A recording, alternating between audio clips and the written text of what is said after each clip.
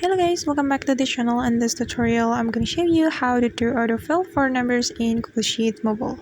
Alright, here I have my Google Sheets application opened and I have created a table on my spreadsheet. And if you want to do autofill for numbers, the first thing we can do is we can click on the cell where we want to put the autofill. And then for example, I'm going to do autofill for this number column. So just click on the cell like this. Then we can put, for example, number 1 like this. And after that, we can put number 2 on this cell. And make sure that you put number 2 on the next cell, because if you only put number 1, it means that you will do autofill just for the number 1. Then your column will be filled with number 1 only. So after we put number 1 and number 2, we can select the column like this. And then we just need to tap and hold on the column. Then click on autofill since we want to do autofill. Okay, and this is the result, guys.